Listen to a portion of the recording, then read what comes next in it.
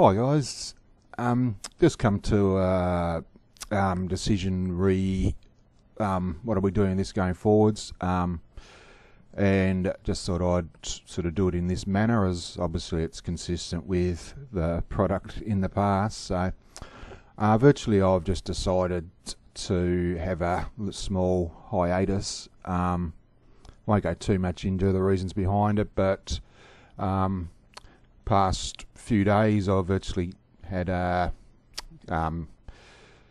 been sort of a bedside vigil, just as my mother's sort of going through the final throes of taking on the big C, and it does make you think a little bit. What's important in life and that type of thing. Like I sat down to do something quickly for this meeting on tomorrow night, and I was just not prepared at all. Hadn't done any of the background stuff, etc. So wouldn't be fair just to put something up for the sake of it. I must say I've been as proud of the results that I've put up. Surprised over myself, I must say. As I mentioned a couple of times, the only reason I did these Gallups previews was because I was starting from miles behind a few other people I know, and I just wanted to make sure that by doing these it made me put in the proper groundwork so I didn't come across as a total clueless moron. But the results themselves I've been quite happy with. I've actually, since the Lonnie Knights Carnival, which is when it came back, you can see there's a few winners there. If we just look at POT, we'll just calculate that. Where are we? So we've got 67.70 return for each selection for 40. So we've had 40 selections. So we've got 27 profits, 27.70. Divide that by 40, it's close enough to 7/10, so it's about a 70% profit on turnover. So, like most people, sort of more than happy with 10 to 15% profit on turnover. So it speaks for itself. And if I go back to the off the map results, which said that was over about a 6-month period, like actually haven't got the numbers there, so we've got a heading here, haven't we? Yep, so we've got, just take one off the numbers, so we've got 64. Oops, read only mode, that's handy. Yep, so but we've got 64 there, so what's that? Profit of 53 divided by 64, so that's what, about 87-88% profit on turnover. And on the Gallups we've got 56, so we've got 24 divided by 56, so it's just under 50%, so about 45% profit on turnover, like, and that's over a 6-month period. It's not a small sample. So keep mentioning, I like to think of myself as some type of evangelist, for lack of a better word, of Tasmanian racing, like how good an opportunity it is for punters. Like, obviously these results, like as I've mentioned, like 88% profit on turnover, in a 6-month span, like the one thing you need to take into account is that you can't get on. As I mentioned, most professional punters, you'll see tipping sites advertise at 10 to 15% profit on turnover, like, which is all well and good because they're working on a turnover principle as well. Like in Tasmania, like on harness racing, if we just do some simple maths, say you're averaging 20% profit on turnover.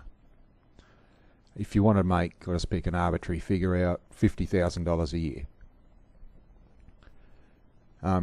You've probably got 60 meetings a year that you want to bet on. You've probably got 3 or 4 races each meeting that you're keen on. So that's, say, 200 races a year. Just say if we work on 10%, if you want to win 50,000, then you have to turn over $500,000 in those 200 races.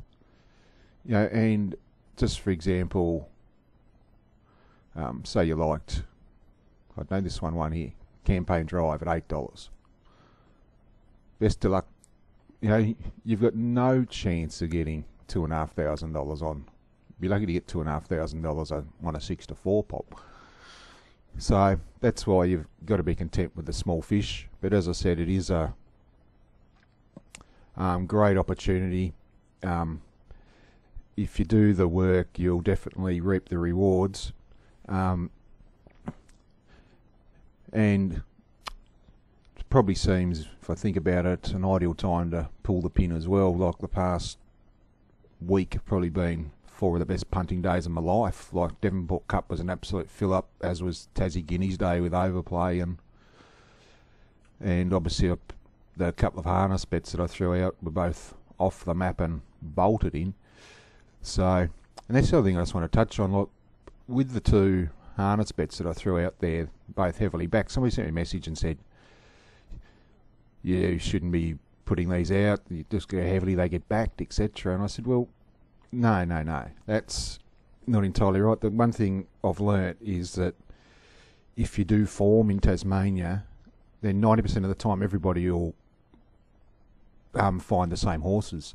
So that's got precious little to do with me. Might have a little bit, like a couple of the loyal followers out there might have had, 20 or $30, and if you have 20 people having that amount on, then I suppose in this day and age, sadly, bookmakers will shorten it. But but it's just the constant, and that by extension is what I'm trying to say, is if you do the form, then the winners are quite obvious, and most people will tend to fall on the same horses. So that's the reason why. So despite having a good run, like I'm just not in a good, I'm a bit of a mental train wreck at the moment, lack of sleep, and probably no better time to walk away than having a good run and you're sort of on top. So the old, trying to think of a couple of sportsmen, Bjorn Borg, Rocky Marciano. That's a bit sort of leerish, but actually Michael Jordan's probably a better option because, I will be back like he was. But you're just going to have walk away for a while. Like same thing the other day that, crikey,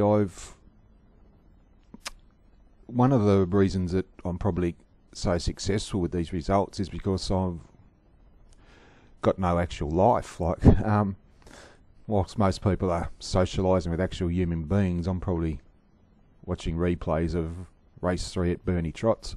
Yeah, so I might actually spend a month or so whilst the good weather's around, sort of soaking up and seeing some of the sights of the island. Because I only said to someone the other day, Croc, I haven't sort of even seen Cradle Mountain, and I don't think I've actually been past Burnie since we played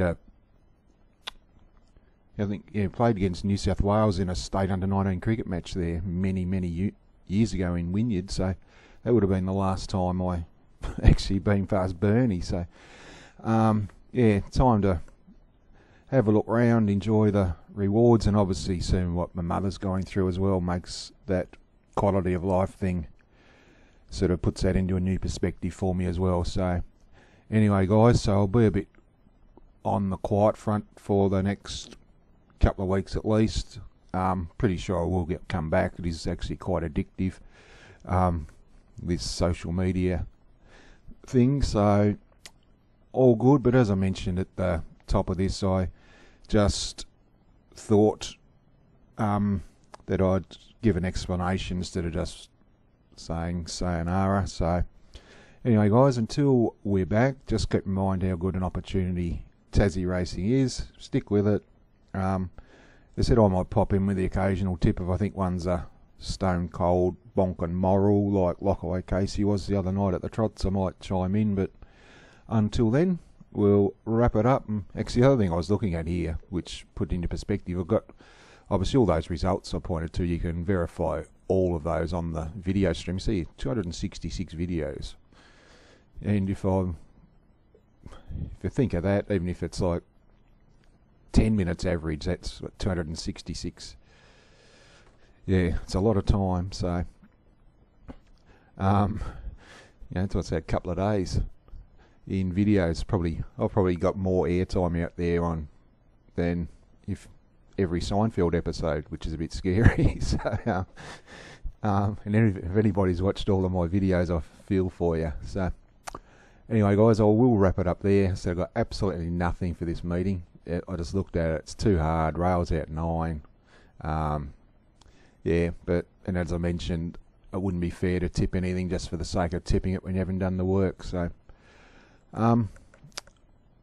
anyway, I'll wrap it up there. Keep it short and sweet, and we'll see you when I'm back in the fold. But cheers, guys.